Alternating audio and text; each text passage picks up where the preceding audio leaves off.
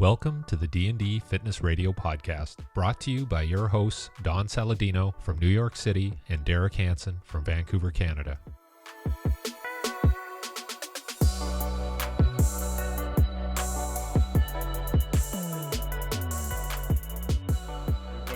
So Doug, I got a chance to listen to your podcast with our friend Adam Ross, who Derek knows well as well. And, I love everything you're talking about. I don't love this part, but so many people do not pay attention to, the microbiome, the gut, like all these important areas when it comes down to their overall health and wellness. And you're technically labeling yourself as the gut brain guy, right? I mean, that's pretty much what you're making a career off of. Yeah, I had to call myself something. And so being a generalist never works. And so I've just kind of gotten into it in the last 8 years, more so when I started working at a hospital here, Canada's largest mental health hospital, CAMH, the Center for Addiction and Mental Health. So I really started getting into the role of nutrition on brain health, and always had interest in gut health. And then, of course, we now know the two are inextricably linked. So I'm read a lot. I kind of try to leverage both, but I'm certainly not a world expert in it or anything. Is anyone though, like at this point, like it's not new, but certainly, it's heading that direction. Are there people that you kind of look up to and go like, okay, that person, I'm going to, watch them, follow them, see what they're saying? Well, there's for sure people who specialize in both. So there's people who are gut experts. There's a lot of people out there like Mark Pimentel. There's all these like doctors and PhDs who are doing all the primary research in very specific areas like gut health, the microbiome. And then you've got the brain health people. So it's not that people don't appreciate the two together, that they're linked. I just think that still within the medical framework, we take a reductive approach. So that makes sense. Like you want to study bones, you become an orthopedic person. But we forget that the body's interconnected, right? So there isn't anything that isn't separate. So we got gut people, we've got brain people. We understand there's this intimate link, if you will, between the two, both in terms of the nervous system, but also the health of the gut and how the microbiome work together. I mean, we're just scratching the surface, but you really can't have the health of one at the expense of the other. So I can't take a gut approach or just take a mental health approach without considering how the two might be going on together. So I take more of a holistic approach whenever possible. So I got a quick question, and I normally like to kind of jump into a little bit of an overview because I should never assume that the people who are listening to this podcast immediately know what we're talking about out of the gate. But can you start with a really basic 101 overview on kind of this whole gut-brain approach and what it is you've made your mission out to be over the last eight years? So I think people get a general understanding of, what we're listening to, and then we can take it from there. Yeah, so I guess it all started 22 years ago when I first became a dietitian through my internship. And I remember my GI or gastrointestinal rotation. And, back then we really just thought of the organ. I mean, we understood more, but we really treated the gut and the bowel, like the small bowel, the small intestines are the site of absorption of most of the nutrients. The bowel, you reabsorb sodium and water, and it was really an organ of elimination. But of course, the digestive tract, it has a musculature aspect to it. It's got an entire ecosystem of these microbiome. It's embedded with nervous tissue. So outside of the brain, it's the second largest concentrated source of neurons. So the brain has about 86 billion neurons. The gut has the second most concentrated source. And then 70 to 80% of the immune system's in the gut, because you can imagine that's the most largest external surface area to the body. People think of the gut as being interior, but if you think about it as a tube, it really is an exterior surface like the skin is. It's just, goes through the body. So we really just thought of things of like elimination and that kind of stuff. And if you were having issues with pain, you might get analgesics and stuff, but we really understand how it really is more integrated that way. And then when I started at CAMH, the Center for Addiction and Mental Health, I really started getting into nutrition and how it relates to the brain and how we've underestimated that. We always think about nutrition in terms of other organs, bone health, muscle health, et cetera. But we forget that the brain needs to be nourished as well. And then the brain is connected to the digestive tract through the vagus nerve and this enteric nervous system. And so it became apparent to me as I did more and more reading when I'm dealing with patients with mental illness or addiction that you can't ignore one at the expense of the other. So the gut communicates with the brain through the nervous system. Up from the gut through the spinal cord is the vagus nerve, but the microbiome produces all of these little metabolites, and they directly communicate with the nervous system and up to the brain. And then anything that's going on in the brain, whether it's mental illness, stress, et cetera, kind of down regulates or downward affects the digestive tract. So it could be changes in excretion of acids or digestive enzymes, or changing motility and causing bloating and that kind of stuff. So the two go hand in hand. So that's I hope that's kind of a broad overview. I find the nutrition piece very interesting because um, it's obviously different in different parts of the world. And then I'm thinking about, I was watching a documentary, I think it was about runners in Mexico, and all they ate was corn. And then in other areas of the world, maybe they just eat potatoes or rice or something.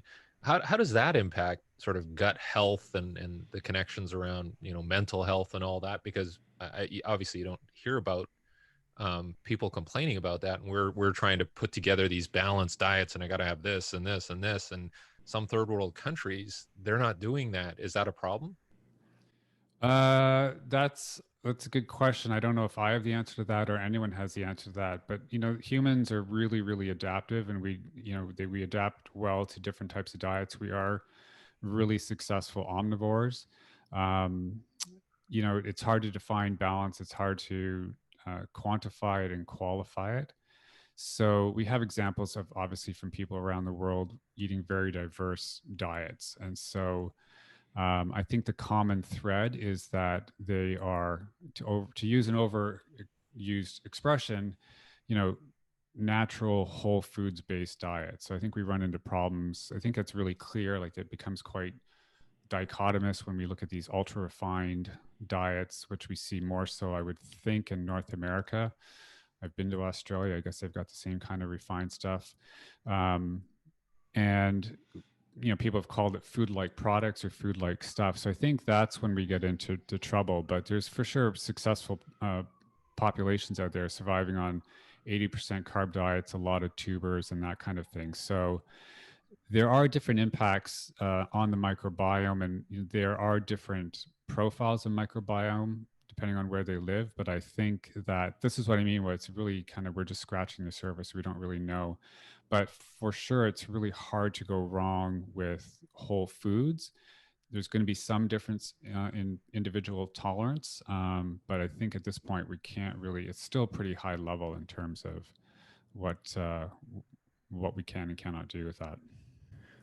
What about, when and it's obvious, right? I mean, food, the type of nutrition that we consume, it does affect our mood. And I think a lot of people out there are unsure to why. I know if I jump off I don't like calling it a diet, but if I jump off my nutrition regimen and I'm out of my comfort zone, or I'm traveling and I have to eat something, and then suddenly psychologically I'm not there, I'm not as sharp. Is that more affected by the quality of nutrition we're putting into our body to fuel ourselves, or is that more affected by what's going on in the microbiome that's then affecting our brain? Correct? Did I phrase that right? I don't have the answer for that for sure. I mean, when you travel, there's a lot of factors. The two are connected. I mean, when you're traveling, you're probably stressed. You're thinking about getting to places. Then there's subtle changes in the diet that can affect, everything in your gut within like 24 to 48 hours. Like the microbiome can change that quickly. Wow. But common problems is people run into a lot of GI issues when their routine is thrown off. And I know for sure that there is some degree of mental aspect to that, whether it's stress or your routine's off, maybe your sleep's different. Back in the day when people traveled, for sure, going from time zone to time zone made a difference as well. Even if you did your best intention of trying to kind of stick to eating healthy foods wherever you go. I'm really interested in this because my brother is having some issues, and they relate it back to like food allergies, and he never had these problems when he was younger, but now that he's in his 50s, he seems to be much more hypersensitive to different types of foods, and obviously, depending on who you go to, you're going to get a different take on what he's allergic to, and so he's trying to navigate that whole thing right now. What has been your experience, Doug, with food allergies and how people respond to different types of foods? Well, I mean, when we talk about allergies, we think about the immediate response to the immune system, that anaphylaxis response. There's, I think now, I don't have a ton of experience in food allergies, but I think there's now 11. I think there used to be 8 to 10 kind of main allergies that cause or elicit that immediate response. And then there can be varying degrees of food intolerances or sensitivities. So it could be something like different types of carbohydrates. FODMAP diets are all the rage. It could be some other types of sensitivities, whether it's histamine or salicylates, sulfates, that type of thing. And these for sure can come up at any time throughout the life cycle because so many things can change within the body. So um, that would be kind of the extent of my experience. If I've ever worked with sensitivities, it really is, you can't really we don't really have some good quantifying tests. A lot of people use IgG type food sensitivity testing, but really kind of the gold standard and your best tool is to do like a journal. So you look at, what you're eating, try to get some sense of the symptoms, say the first 30 minutes, first hour, maybe 3 hours later, and then look at what's happening at that time. So are you, shoveling something down in the car? Are you stressed out at work? Are you relaxed at home? And kind of track those patterns for that kind of higher level assessment of those kind of intolerances or sensitivities. What are we missing? I know that sounds like a really general question, but what are we as the general population looks into nutrition, and most of the time, individuals' goals are body composition and focusing more on macronutrients and does this have high carb, low carb, whatever it is, and fad diets, et cetera. But what do you feel like is the obvious to what we are missing? And this is a very general question, but what typically, looking at percentages, what are the majority of us missing out there when it comes to our nutrition plan that would positively affect our digestive system, our brain, et cetera? That might be a general question, but it's a Yeah. pretty loaded question Yeah. because it's hard to put just to come up with a list. I mean, you name it, we're kind of missing out on it to some degree. So, people don't think about basic vitamins and minerals, but there's some 30 vitamins or minerals. It doesn't matter if you're using the NHANES data from the US or the Canadian Health Measures Survey in Canada. We're always missing the mark in terms of getting the minimum intake consistently of those 30 or so vitamins and minerals. Fiber is a big one. It sounds simple, but it is a big problem. Most people are getting enough protein. Most people are getting enough calories. And then it becomes a little more nuanced. So some of the things that relates to brain health are things like omega-3 fats. That's where people are really missing the mark. I don't know if it's much different in the US, but in Canada, only 10% of the population is kind of reaching the bare minimum intake of the estimated 250 to 500 milligrams of, when I say omega-3s, I'm talking about EPA, DPA, and DHA. I'm not talking ALA that's predominantly found in plant foods. So those are hugely important for brain health as well. And then it gets a little more nuanced. So other important nutrients for brain are B vitamins, but you name it, it has an important role. So some of the heavy hitters are things like iron, zinc, iodine, and magnesium. So we're routinely missing the mark. Maybe not iron for men, but for sure a lot of women are missing the mark. And then, yeah, I guess at that point it's kind of more individualized. I think you answered that perfectly, by the way. So thank you. Okay. It was absolutely what I was looking for. Thinking on the Derek? spot. Yeah, the Perfect. big thing I wanted to ask you too was just the role of inflammatory responses. Like obviously around COVID, we hear about these pronounced inflammatory responses, and I've heard that that can be caused by food, and obviously in the gut area, and the impact on vagal function and the brain itself. What have you seen in terms of people's sensitivities around inflammation? Whether it's, I mean, because I know there was one article I was reading that exercise is good because it can calm down inflammatory responses, but at the same time, too much exercise can create a big inflammatory response. So how do you balance that? Yeah, I think that, I mean, the things we're most confident with just inflammation. I mean, if we're thinking COVID, I mean, the big ones are metabolic health. No one wants to talk about it because they think it results in, talking about weight, which then translates to body size shaming and that kind of stuff. But we know that metabolic health is a huge driver of inflammation. Poor metabolic health is a huge driver of inflammation under the best of times. So when we think about metabolic health, it really boils down to insulin, hyperinsulinemia. So anything that goes along with that, diabetes, it is tracked higher with overweight and obesity, high blood pressure, all that type of thing goes with it. So improving metabolic health is a great way to reduce inflammation. But as you say, there is a sweet spot. So people who do high volume exercise have always run into problems with weakened immune systems, stresses that can kind of tie into the gut.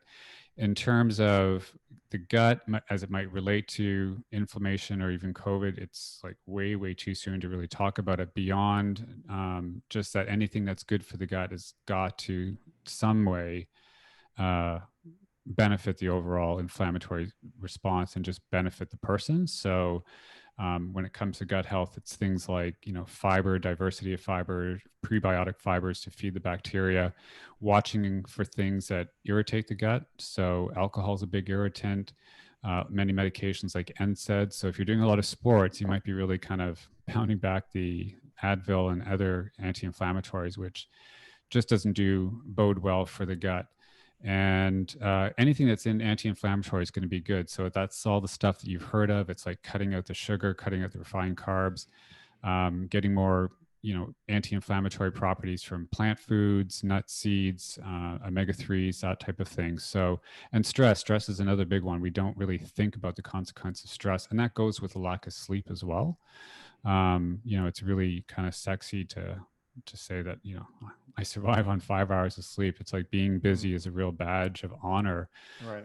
But even though I'm like a diehard nutrition geek, when I used to do private practice, if somebody came in and they were getting poor sleep, like that would be the biggest bang for your buck, because your hormones are off. Like, who cares how much omega-3s you're getting if your cortisol and all your stress hormones are out of whack? So it's like, let's just focus on sleep. So that's kind of like, the magic bullet, if you will.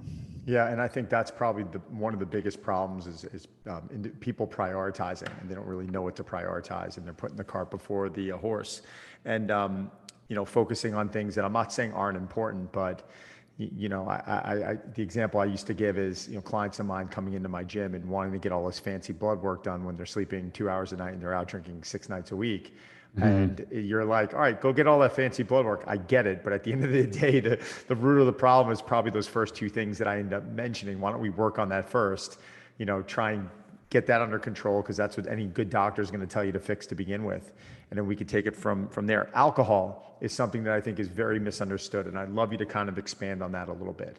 When people will reach out to myself or Derek and they'll ask, what is the best alcoholic beverage to drink? I'm like, I'm not a drinker. When I drink once in a while, I don't care what I'm drinking, because I understand it's not the calories, it's more what it's doing to me hormonally.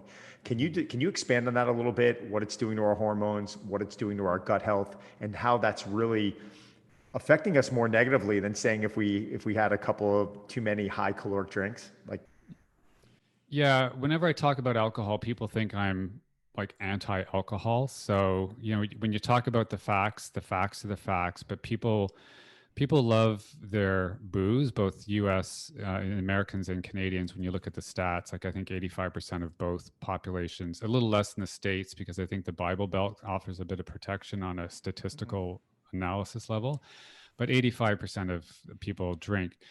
So, the reality is it is potentially a toxin.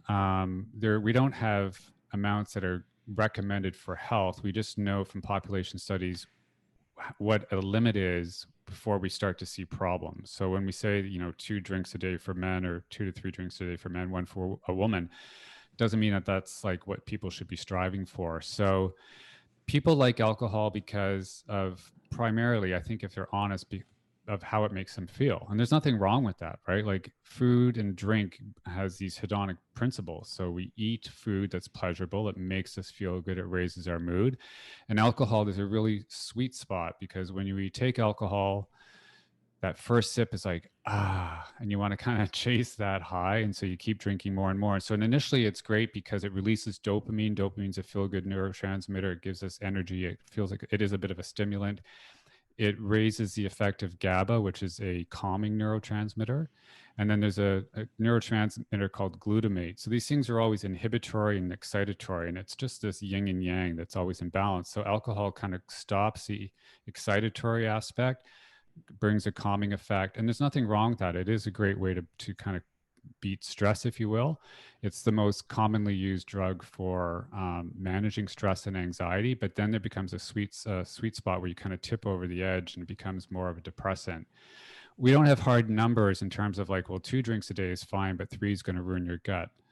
The reality is, it is a bit, that warm feeling when you have the alcohol going over that mucous membrane.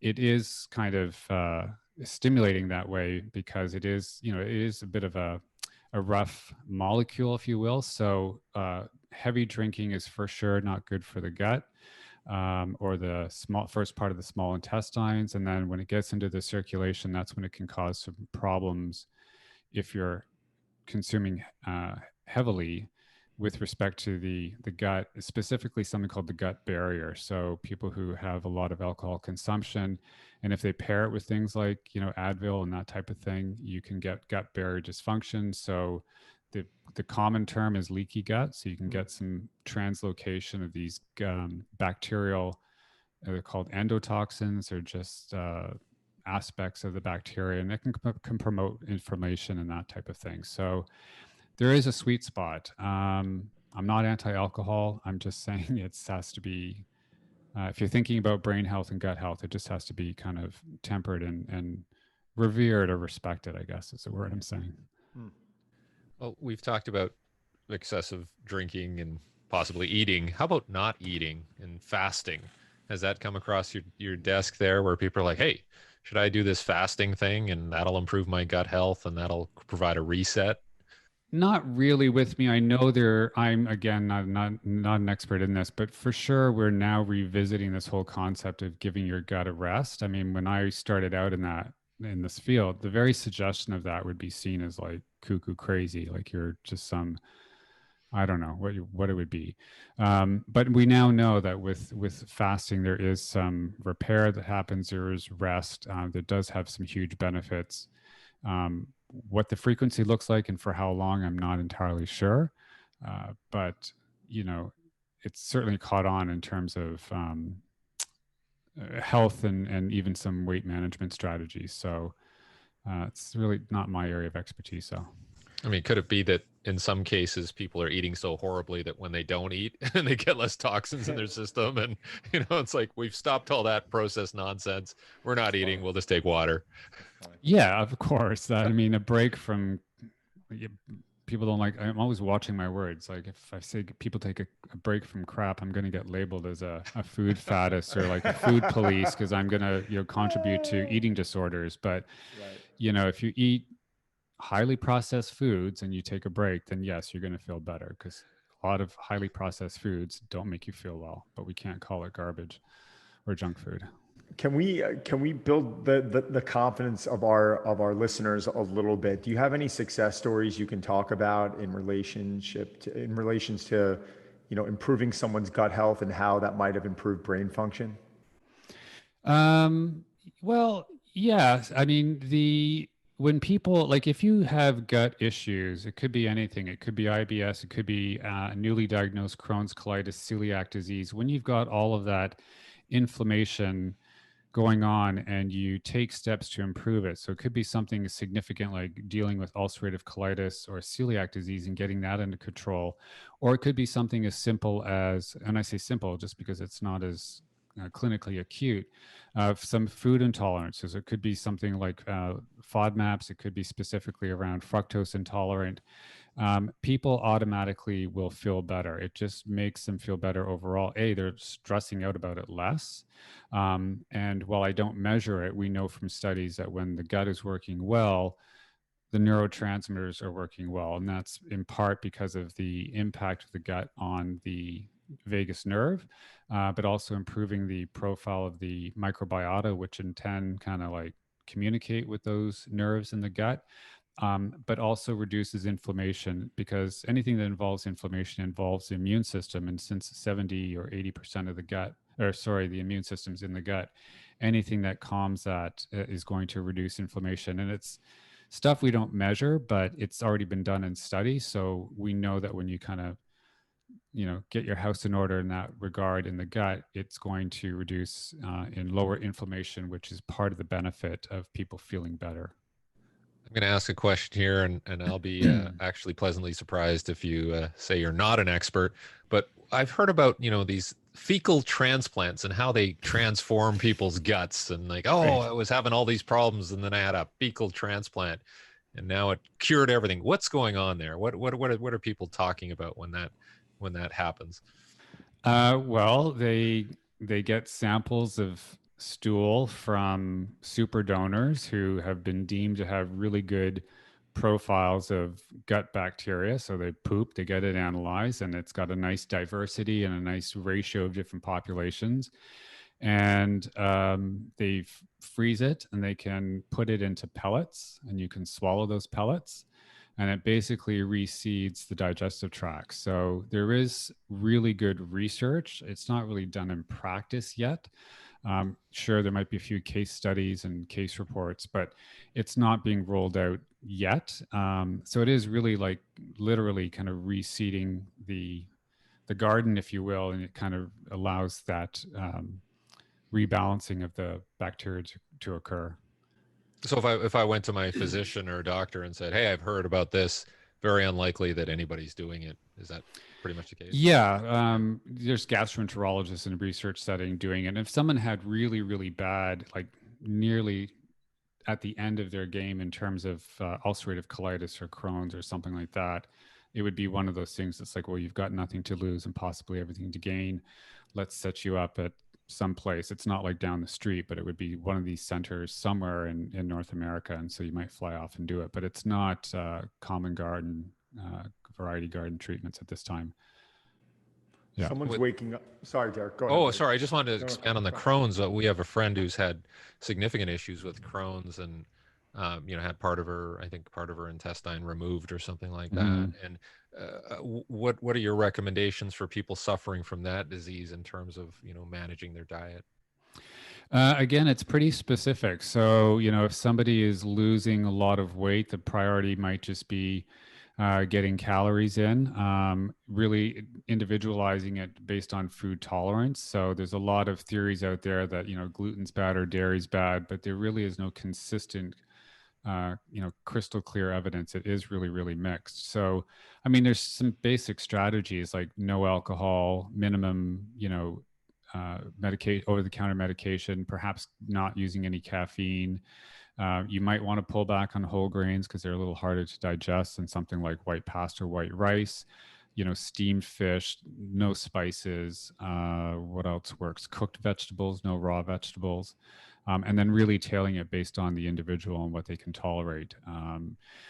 But, there's a lot of healing involved because people don't think about the digestive tract. Like if you skinned your knee, you would see that damage, but they don't realize what's going on in the gut, and the surface area is huge. So it does have huge nutritional needs. So it would really be about doing anything to kind of get the protein up for healing and enough calories up for healing, et cetera. Sometimes people do need rest if there's a really huge flare going on, or sometimes people will use therapeutic. It's called an elemental diet. So it's a liquid diet. It's got all the basic nutrients in it, almost like a pre-digested form. So it just takes the burden off the digestive tract. Fasting could work, but it really depends on the person, where they are clinically. So if someone's grossly underweight, you don't want to necessarily starve them of some basic nutrition. If they've got a little more protection, they've got a little more muscle mass or adiposity, then it might be something to consider, under doctor supervision, of course.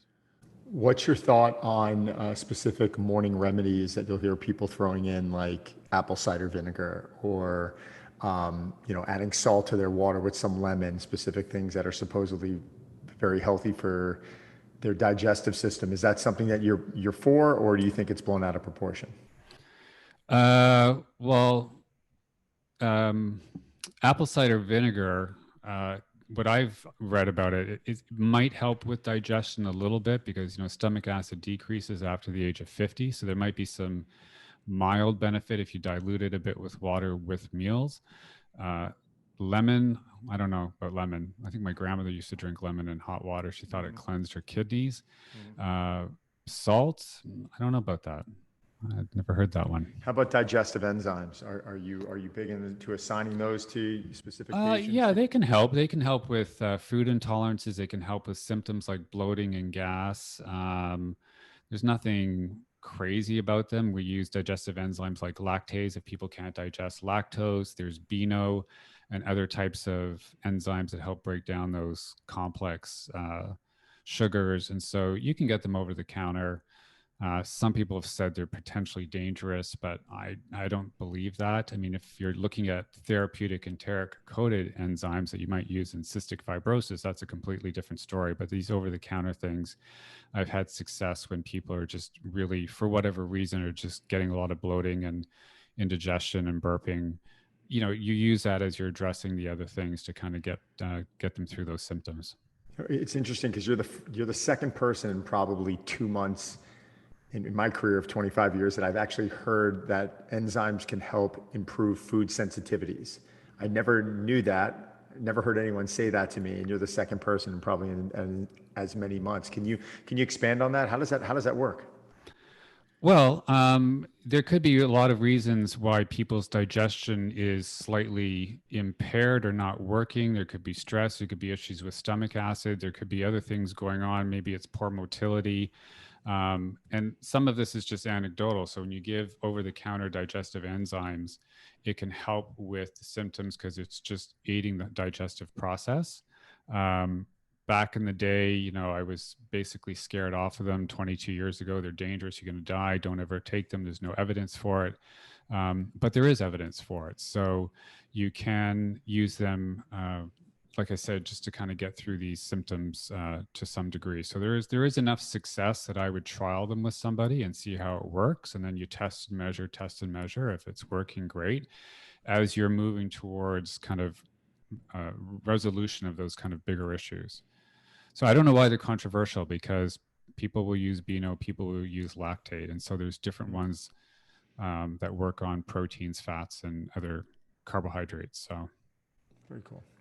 How about probiotics? You go to the supermarket and everything is good for gut health now. Everything is fortified, and everybody's sucking back kombucha, and it's the Super Bowl this weekend, and I'm going to put sauerkraut on my hot dog. So does that help? it might help if it's not pasteurized. So don't get a commercial brand that's been pasteurized. But yeah, probiotics are interesting. So again, it's evolved hugely over the last 22 years. So there's now a lot of good research. So it's kind of difficult to just go out and grab any probiotic off the market, off the shelf, and use it. So if you look at all the research, the way probiotics are categorized, which nobody would know about because no one's talked about it, and it's understandable that they're categorized in three ways: by genus, by species, and by strain. So the analogy would be like your nationality, followed by whatever state or province you live in, and then maybe the city, right? So all Canadians might have similar characteristics. Ontarians might be different than BC folk. Yeah, I don't think anyone would argue with that. Yeah, more maple syrup, right? Right, East Coast, West Coast. And then individually, we all have our different talents. So the research is clear that it's at the strain level where we have benefit, depending on what we're looking at. So to go out and just buy any old thing, maybe it'll help because if your gut balance is really off, maybe it'll help to some degree, but it is really just kind of shooting in the dark. You know what I mean? So there are some resources out there that really that list specific brands based on the strain for very particular health outcomes. One is called the probioticchart.ca, and you can filter it if you're looking at traveler's diarrhea or ADD or other types of things. And it's an online database that's updated regularly by a clinical pharmacist who's done all this great research. So if someone's gut is really off, I suspect any brand of probiotics is likely going to help a little bit, but beyond just kind of a general benefit, you really can't. You can't really say. You can't just say it's going to help everybody. I Now, don't. I think there's a figure something like 1/3 of the U.S. population has some type of digestive issue. I don't know if that's accurate or not, but is that accurate, by the way? You're asking me? Yeah. I don't know what the stats are, but like digestive issues are one of the top three reasons why people go to a doctor. And it can be anything from bloating, gas, flatulence, burping, just distension, gurgling, etc. So there's a lot of different digestive things that can be problematic, but it's one of the top 2 or 3 reasons for doctor's visits. So I'm sure the statistic is higher than 60%. Right. So I think what I'm kind of leaning towards is, if the number is that high, I would assume that many people don't even realize they have a digestive issue. So if that's the case, how does one really do a deep dive? How does one know if, obviously we should all be focusing on our digestion and our gut health, but what are the first steps you're telling someone to take into being proactive to where they're not waiting until there's gas or bloat or they're bloated, et cetera? How do they become proactive? That's a good question. I guess the idea, I guess the suggestion is, I would agree with you rather that people may have just become so common, like have learned to live with these symptoms that they just think it's just a way of living. They don't know what relief might look like. I've never thought of it in terms of self-assessing. Like when people come to see me, there's a real specific, decision, or not a decision tree, but like I'm asking all these basics questions to kind of get a sense of what's going on. But I'm trying to think on the spot here. So yeah, like it's abnormal. Like you shouldn't have any pain in your digestive tract. A little bit of gas is fine. Everybody burps. I think the average person farts 10 times a day or 12 times a day. If their stool their stool should be, soft form, easy to pass, like light brown. If they see anything in the bowl, like blood, or if it's foamy, or if it's kind of gray color or green color, they for sure have some digestive issues going on. If it's oily, then they've got issues with fat malabsorption. You shouldn't feel bloated. Like you shouldn't be uncomfortable. You shouldn't really have a sense of your gut, your stomach and your abdomen area. You might hear some gurgling between meals. That's normal, but you shouldn't be uncomfortable. You shouldn't have that kind of awareness. So if there's any kind of excess discomfort in that way, then yeah, you should have them looked out. They're not trivial. Like a lot of times people think symptoms, I just got a bit of gas, got a bit of bloating, I'll go get some medication, over-the-counter medication. But if they're persistent, they really do need to be investigated. Changes in stool for sure, a little more obvious, but just, bloating's not normal to the extent that it's just something that you live with and learn to live with. It's been my experience that most people have an awareness, so they usually seek me out, and they have a kind of a good awareness or intimate idea of that something's not right. So I don't know. I have one more question that kind of jumps off of that. If you have people who are taking medications and then it's creating some problems with distress, or for example, we have a friend who's been diagnosed as bipolar, taking medications and getting weight gain, bloating, and then those types of things. Who is the best person to kind of diagnose those medical medications, and then what kind of diet should support or help with those medications? Is there a professional that you would see? Is it a doctor, or is there a specific nutrition professional that can help with that? Well, my training's in that kind of traditional medical context. So they for sure should be speaking with their specialist or whoever that is, whether it's a GP or a psychiatrist, if it's in the case of a bipolar example.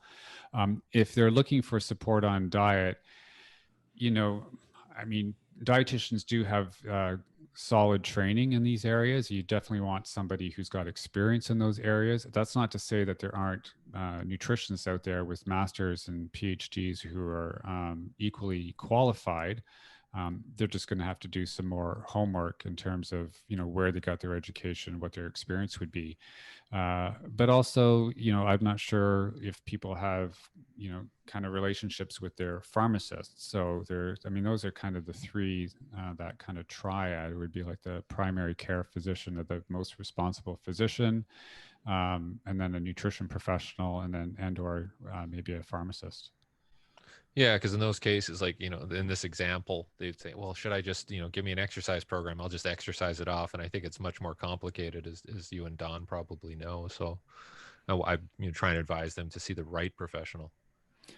Yeah, it is tricky. Psych meds are tricky when it comes to metabolism. They do a real number on metabolism, how you partition energy. Most interventions are not that successful as much as we might hope.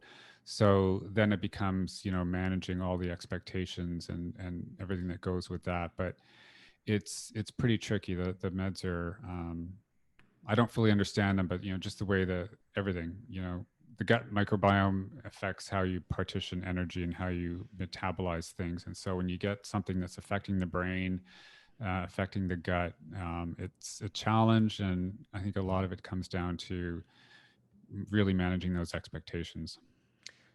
So Doug, in closing out, we always like to give our viewership some bullet points, and I know you almost kind of dove into it a little bit earlier, but if there's several takeaways you can allow the public to leave with today, things that they should start incorporating into their daily regimen or somewhere in their daily routine, can you just kind of throw off a couple of quick bullet points that are going to help them out?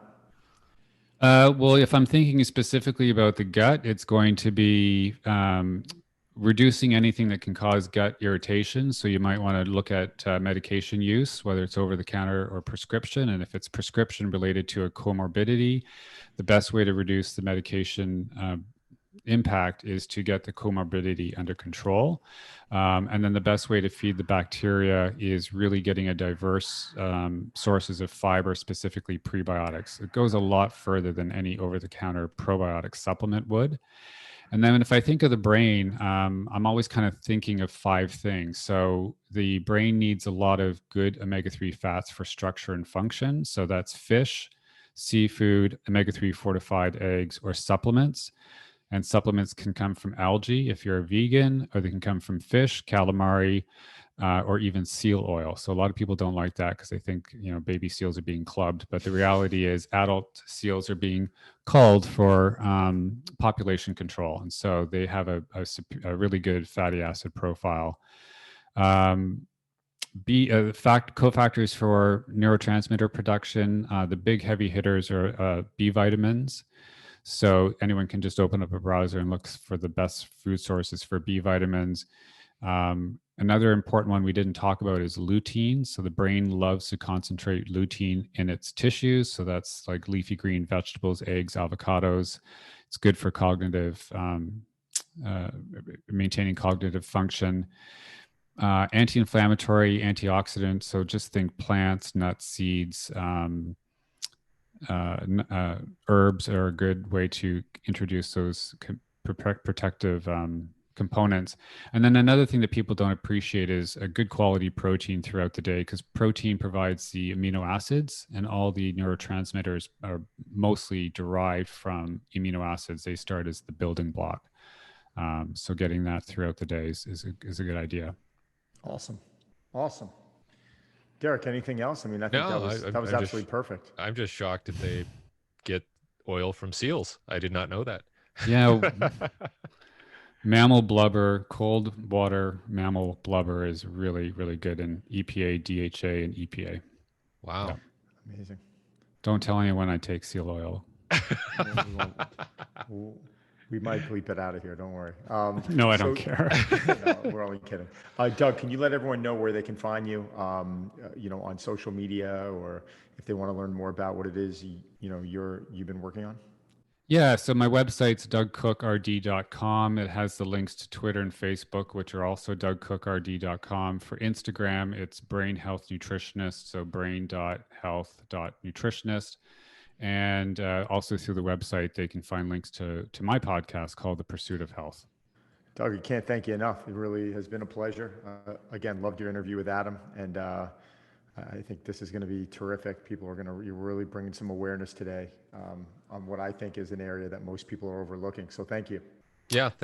Thanks for having me on. It was great. Thanks. All right, guys. I'm really thinking about my Super Bowl meal now.